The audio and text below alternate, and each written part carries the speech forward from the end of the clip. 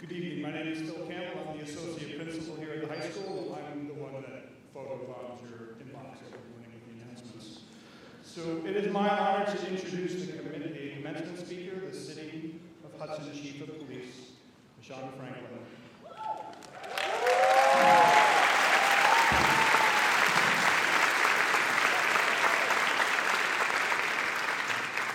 Chief Franklin grew up in Hudson. She never knew her biological mother and was adopted by her father's family due to his reoccurring incarcerations.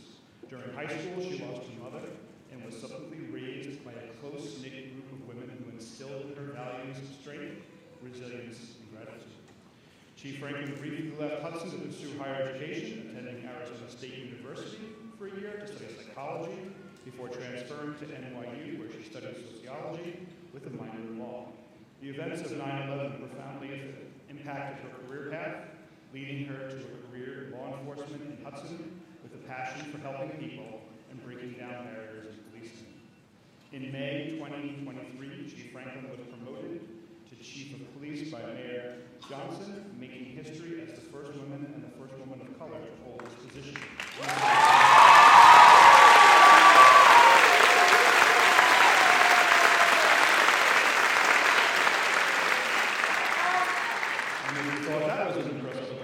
Just 2 weeks after her promotion, she gave birth to her first child.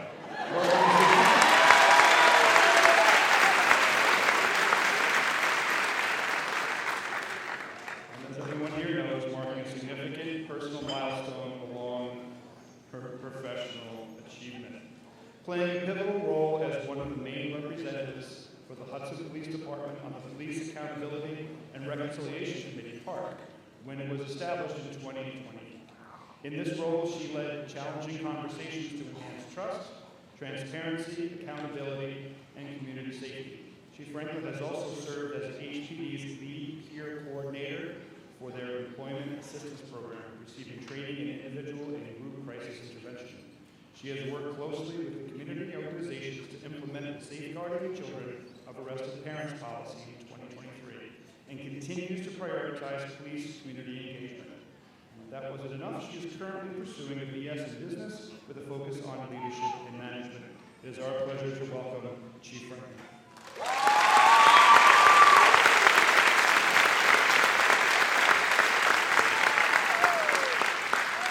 Good evening, everyone. Before I get started, we are here to celebrate the graduating class of 2024, so can we just give them a round of applause?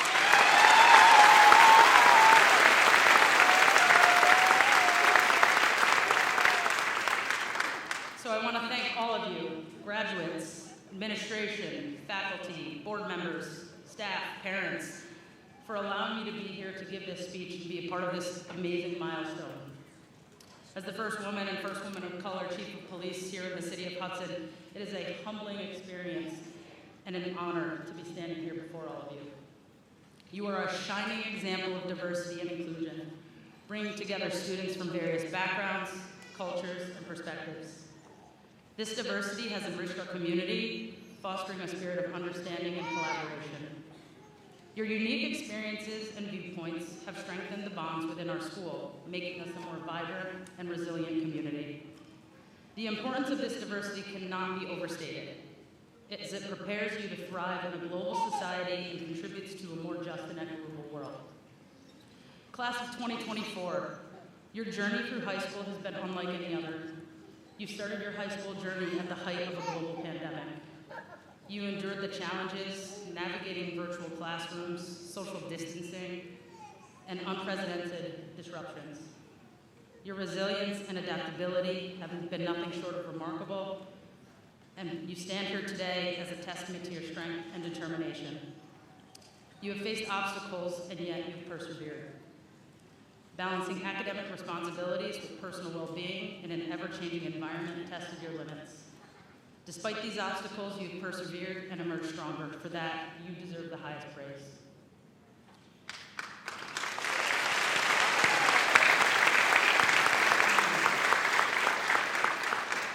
In preparation of today, I went through so many memories of my life and time attending Hudson City School District, specifically high school. As a 2000 Hudson High alum, you can imagine that's a lot of memories. Some of the things I reflected on and I'd like to share with you are very painful, but they also shape who I am today. Trust me, I have so many more joyful and happy memories as well, so please bear with me. I never knew my biological mother. The only memory I have of her is a card of a butterfly that she sent me for my first birthday. My father was also incarcerated several times throughout my childhood before he passed away. I have vivid memories of him just showing up. Didn't matter where I was. It could have been at school, it could have been at home, could have been at the high-rise playing basketball. And he would tell me what to do, what not to do. And I'd roll my eyes and I'd say, yeah, okay, Dad. And then I'd go on my way. My mother, Donna, who adopted me, was the most incredible woman. She is and will always be my source of inspiration. She had a lot of issues when I was growing up, and particularly by the time I was in high school, and back then when it was 8th grade. Fast forward to my sophomore year, my sister, who was a senior at the time, and I were called out of our class by my grandmother, who was an aide at the school. My mom, who was in some surgery, had coded, and she was on a ventilator. She passed away a few days later. And I know what you're thinking. Goodness, this is heavy stuff for graduation. And you're right. The thing is, we all or will have experienced adversity. Some of us more than others. And I share these things with you so I can also tell you many of the positive things that filled in the gaps, that I believe outshine these tragedies. To tell you that there's always a silver lining if you're willing to look for it. My first job was at 14, working for Operation Unite New York, and I was privileged to help organize vendors for the Black Arts Cultural Festival. Being a part of that did not seem like a job at all. I was learning and bringing the community together to celebrate and enjoy themselves. The summers following that, I was a youth counselor for the Boys and Girls Club.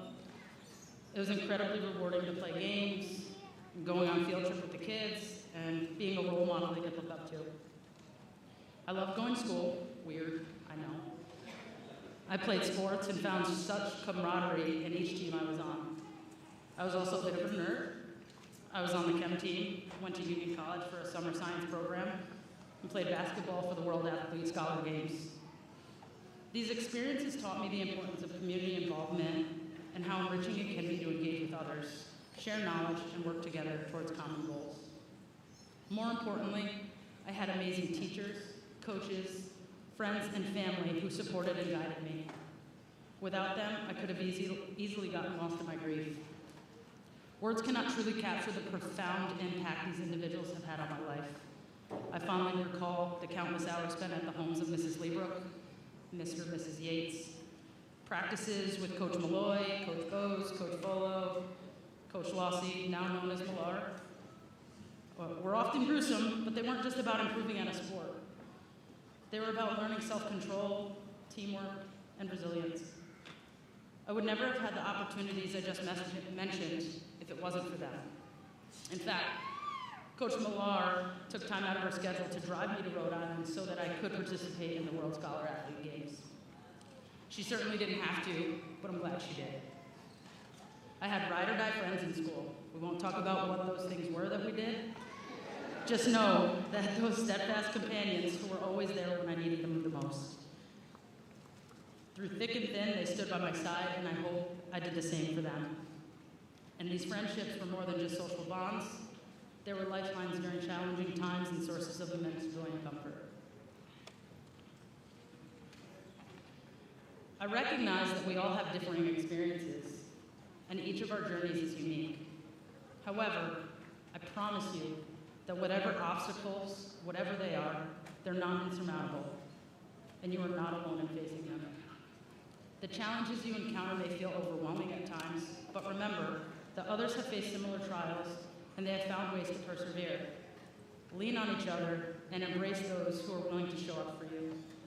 Your community, your friends, whoever your support system are, they're there to help you navigate through the tough times. Together, you can find strength, encouragement, and the tenacity needed to overcome any adversity.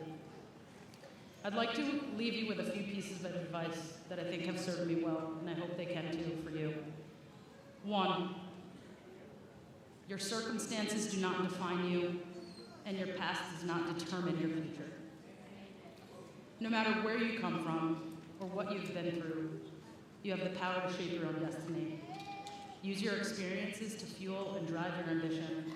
Each challenge you overcome is a testament to your strength. Believe in yourself and the possibilities that lie ahead. Be kind, especially to yourself. The world can be a harsh place, and sometimes our toughest critic is ourselves. Remember to show yourself the same compassion and understanding that you offer to others. Self-care is not selfish, it's essential. Say no. There is power in saying no and take care of yourself. It's important to set boundaries and prioritize your well-being. Saying no does not make you selfish, it makes you strong. Be flexible. Life is full of unexpected twists and turns. Embrace change and adapt to new situations with an open mind. Flexibility will allow you to grow and thrive in any environment. Remember where you came from. Remember your roots and reflect on your journey along with the people who supported you along the way. Aim to be a source of support and inspiration for others.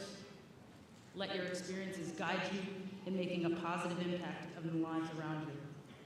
At one point, I thought leaving Hudson was the answer, and I never thought I would be the chief of police, but I realized I wanted to be here in my community with all of you.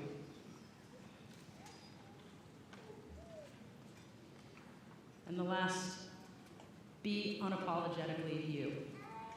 Whether you're heading to college, entering the workforce, joining the armed forces, or becoming an influencer, it's crucial to stay true to who you are. Your authenticity is your greatest asset, and it will set you apart in whatever path you choose. Embrace your unique qualities and let them shine brightly. Use your voice to advocate for yourself and stand against injustices. By remaining genuine and true to your values, you can make a meaningful impact and inspire those around you. Your journey is your own, and your authenticity will guide you to success and fulfillment. Graduates, as you embark on this next chapter of your lives, remember that you have the strength, courage, and grit to achieve great things. I'd like to leave you with a quote by Maya Angelou that has always inspired me. My mission in life is not merely to survive, but to thrive, and to do so with some passion, some compassion, some humor, and some style. Congratulations, class of 2024. Go out and make your dreams a reality.